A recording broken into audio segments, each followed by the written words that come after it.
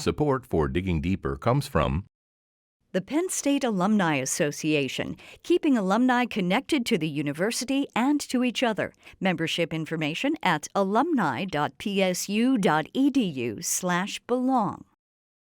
and from viewers like you. Thank you.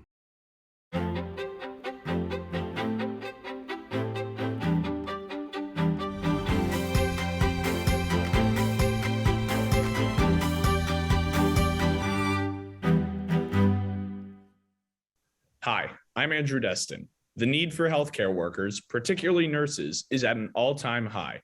Penn State has provided nursing education since the 1960s and is poised to enter a new era thanks to a generous gift to the College of Nursing from Ross and Carol Nese.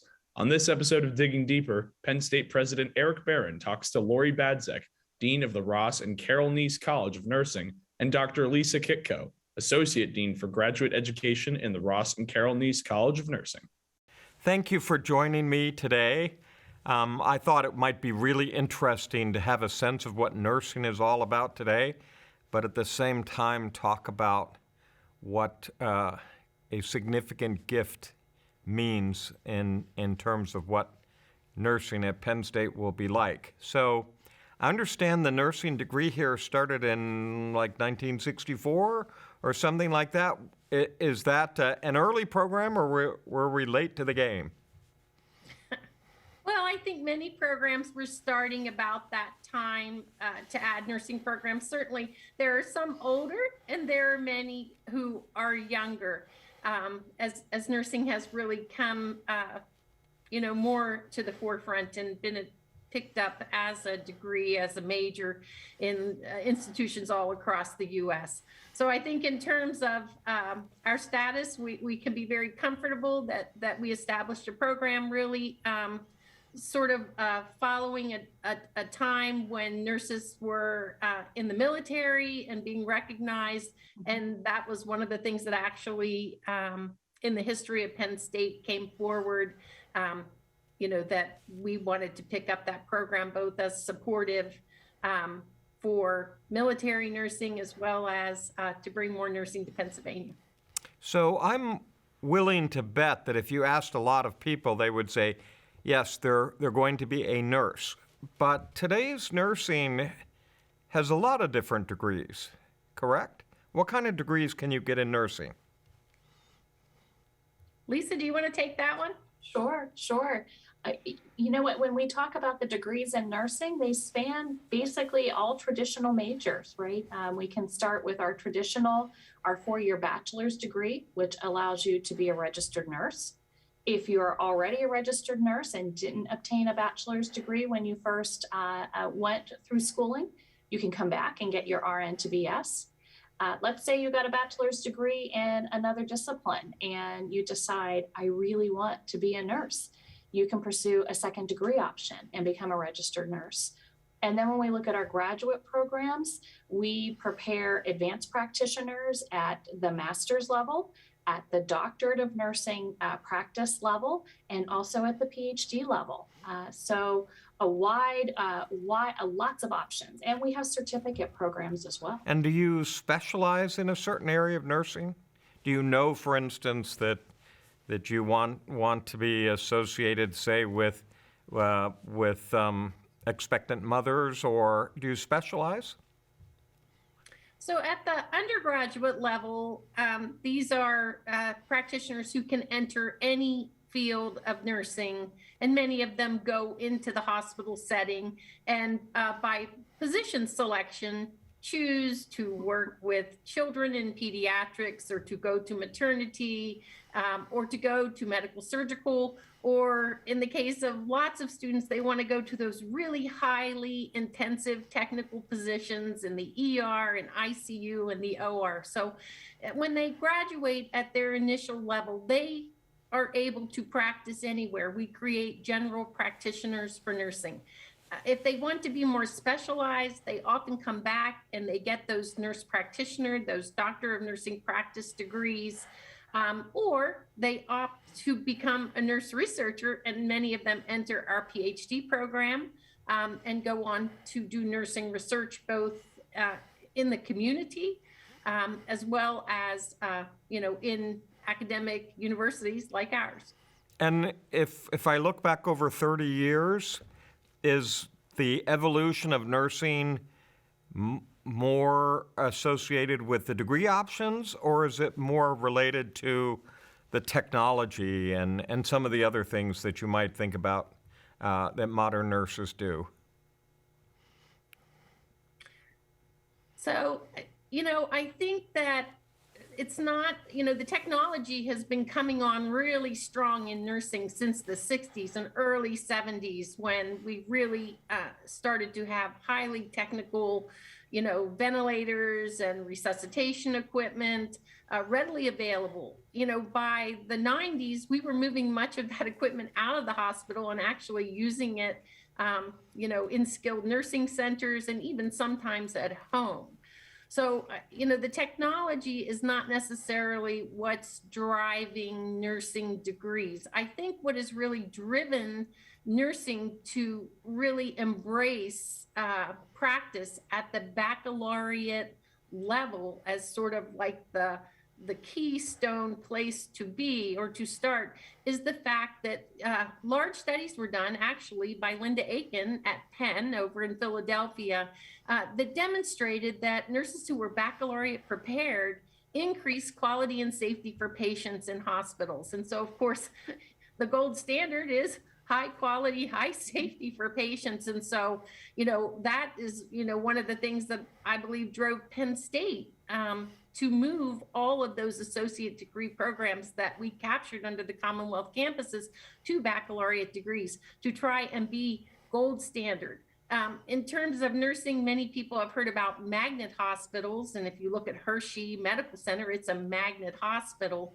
And those hospitals embrace higher quality and safety, and they strive for an 80% higher rate of baccalaureate nurses. So, Dr. Barron, I hope that answered your question about sort of the degree status and the technology. It certainly does. I must admit, I was a little bit colored by the fact that you have all of these magical humans that are not really living, that are sitting in laboratories, and I always think about whether someone has practiced doing an IV or whether or not you always had to do that on humans in the past. So I probably shouldn't have even asked the question. It was a personal one, thinking about what training is like, and certainly your laboratories are very different than they used to be. What about the demand for nurses? And, we so much design programs and majors frequently based on a perception of need. And so how has the demand for nurses evolved? And I'm sure you will touch on COVID as an example there. Lisa, you want to go for that one? Sure. President Barron, demand at all levels is increasing for nurses at the bedside as a registered nurse, for advanced practice nurses, and even, impacting us here in the College of Nursing for faculty that are prepared at the doctoral level. We have lots of openings. There is a lot of job security in nursing for sure. And I think one of the the positives about our program is we are true to our land grant mission, right? We have programs throughout the Commonwealth, and what we find is many of our graduates, when they graduate from Penn State, they stay in practice in Pennsylvania. Many of them going to medically underserved areas, many of them working in federally qualified health centers. So they really are helping us achieve not only the mission of the College of Nursing, but also the land grant mission of the university. Well, so we are, I'm sorry, go ahead. No, I really appreciate you saying that, because I really am proud of the land grant mission, that notion of in-service to society, and certainly nursing fits with that mission perfectly. I've heard, well, maybe I should ask first. I've heard some numbers for what the demand for nurses, the number of openings, will be like here over the next few years, where the numbers seem astounding. Have you got a sense of whether or not that's real? So I would say, Dr. Barron, let me put some context to some of those numbers. So there are 3.8 million nurses across the U.S. So we have a huge number of nurses. They have about 4 times the number of nurses over doctors in all specialties. So we have a lot of nurses, but nurses are needed in more settings and continue to be able to expand to go to non-traditional work settings, places of business where the nursing degree is of value. And so we lose some nurses to sort of patient-focused practice and hospital-based practice because others want that skill set. They're bringing a really great skill set. In terms of numbers and shortage, and you mentioned COVID has caused many nurses to leave nursing as retirement time has been well past. Nurses have stayed longer in nursing because we've encouraged them to do so and because they were able to do so. We actually, when we had our last shortage, we called many nurses back who had left and retired and come back. And we did the same thing again with COVID.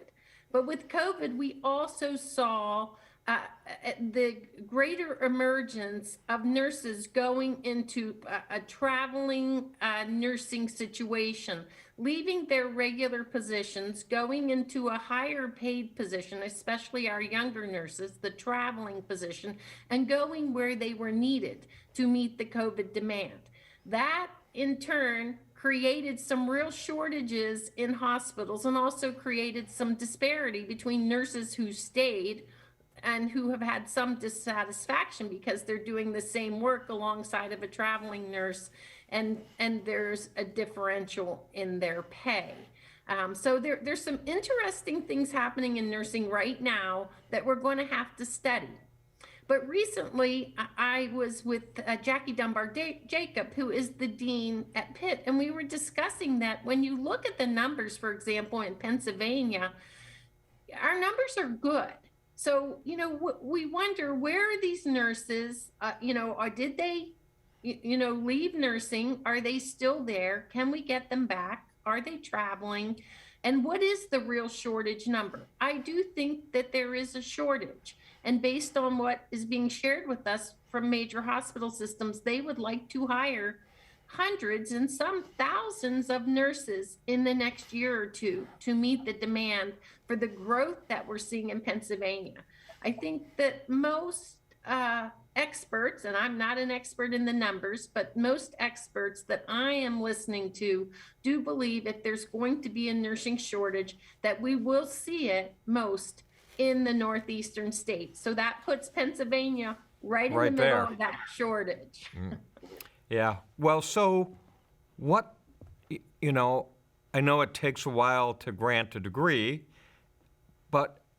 and so this notion of calling back nurses because of demand that may have retired becomes important. But what are the limiting factors to the number of degrees that Penn State can grant to nursing?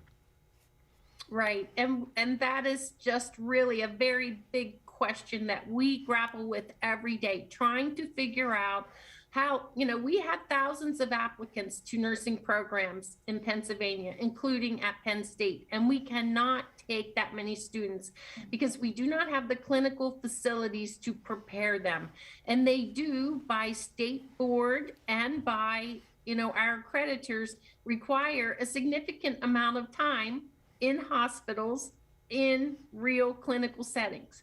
We obviously have improving facilities to do training outside of the hospital in our simulation centers where, we have really high level, expensive Laerdal mannequins at Penn State, at University Park, as well as some others where we can do a certain amount of training.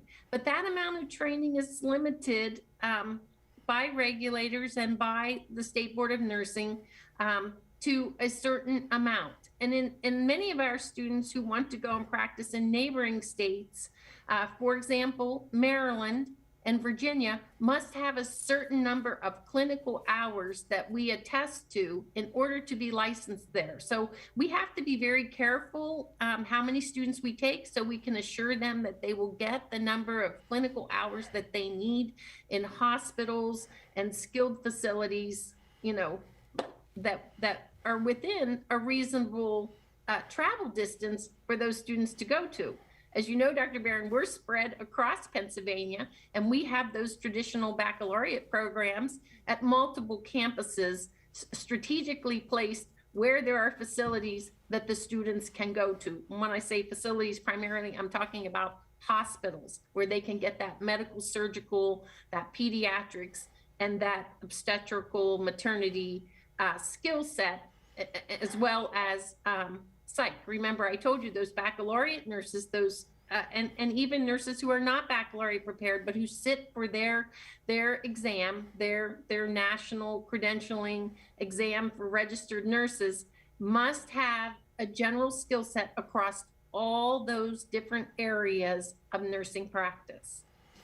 So it seems to me that this is likely a good transition to the impact of what Ross and Carol Nese have done. So perhaps you could give a little description of, I will tell you from my viewpoint, I don't mind telling anybody that there's only one named nursing college in the Big Ten, and that's at Penn State. But that's, a nice statement, but what is the impact of their gift? Maybe you could describe their gift a little. Yeah.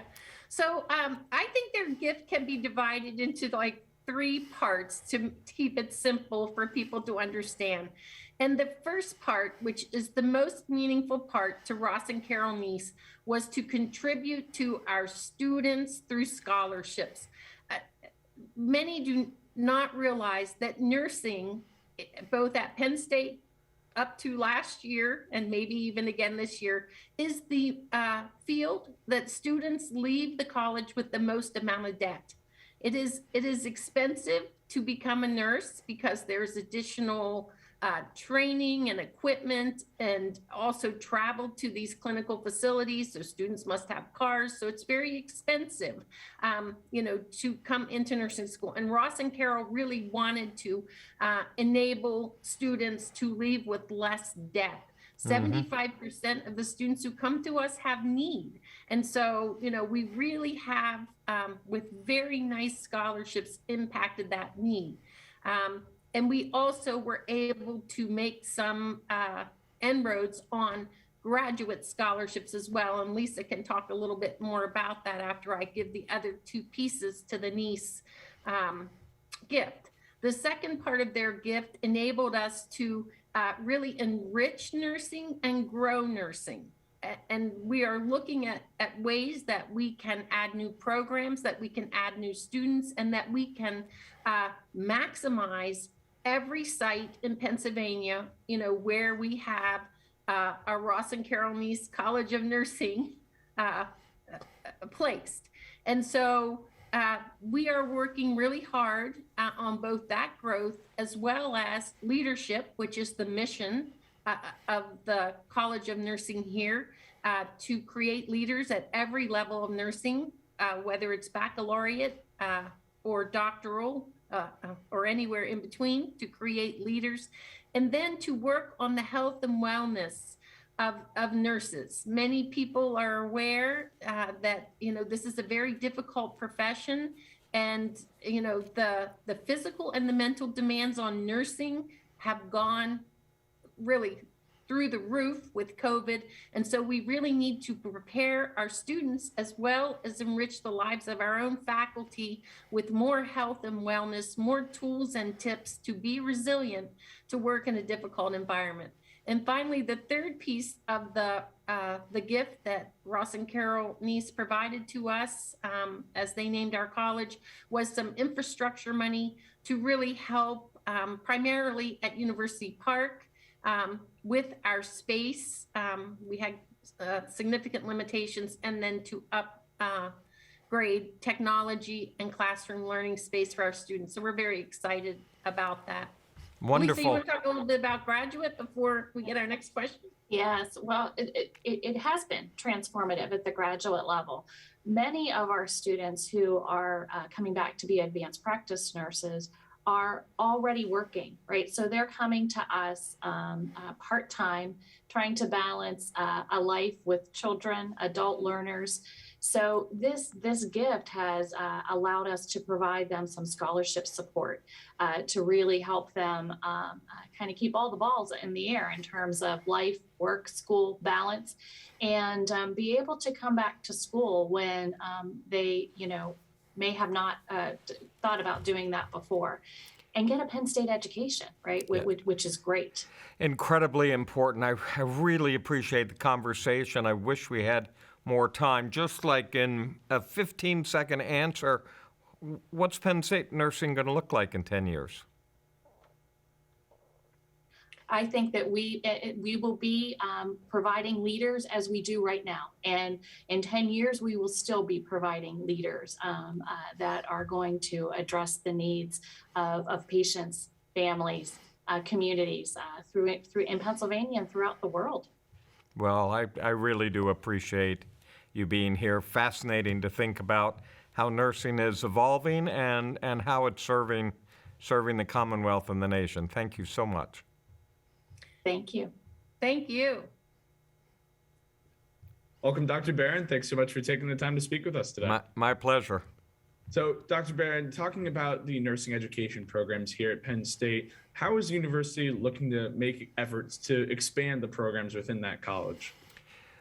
Well, I would say that in general, expanding any program is a challenge these days because universities are resource limited. But what you're seeing is a spectacular gift by the Neses, giving Penn State the opportunity to really transform the physical space, the programs, and the number of nurses that we can produce. So really, this is the opportunity, is delivering on the vision of the donors to create, one of the great nursing programs in this country. Excellent. And I guess in terms of numbers, the Nese's generous gift, like you mentioned there, how will that allow for more students to receive undergraduate and graduate scholarships to make those opportunities available to different types of people? Yeah, so my understanding, and it's probably better to get it direct from nursing, but my understanding from reading about this is that the combination of space, programs, and other issues may allow us to produce as much as 20% more nurses, and that's a significant number. Excellent. And with the College of Nursing's physical space, what are the plans for increasing that on that front? Will the expansions primarily be on main campus or across Commonwealth campuses? So, the wonderful thing about the College of Nursing that I see is that there are nursing programs at multiple sites, but the physical infrastructure that is needed is more acute at University Park. Okay, perfect. And given the severity of the COVID-19 pandemic and how much it has afflicted our country, for Penn State at this time, why is it so important, and how important is it for Penn State to invest in the nursing school? So I have found this because I'm on the board of Penn State Health, and of course I have a keen interest in the hospital facilities that are anywhere near a Penn State campus because we want to make sure that our community is safe. One of the things that I've found fascinating is the discussion of nursing shortages. And there has been part of it is this notion that, particularly if you're young and perhaps don't have a family, that you can get a higher income by traveling as opposed to sitting in one location as a hospital. In many fields, there are retirements. There are the fact that COVID itself has changed the workforce, that the hospitals all around us are feeling a nursing shortage. And it is certainly, I think, going to change what the salary structure is for nurses because of the demand that is there. So COVID has had a significant impact for sure. And you talk about that demand for nurses. At the same time, these innovative funds are going to go toward new teaching ideas and research. Why is that so important at this time? And how will the gift further developments in those specific areas? Well, I really like the way the dean and the associate dean talked about this, because they didn't just talk about training skilled nurses. They talked about leadership, the role of Penn State in creating leadership in nursing. That's the availability of advanced degrees, but it's also the types of programs that advance nursing. So the numbers is one factor, but creating stronger nurses, better nurses, more capable nurses, helping create the individuals that will play a leadership role in nursing, that strikes me as equally important as to the numbers. Dr. Barron, thanks so much for your time and for speaking about the College of Nursing here at Penn State. My pleasure.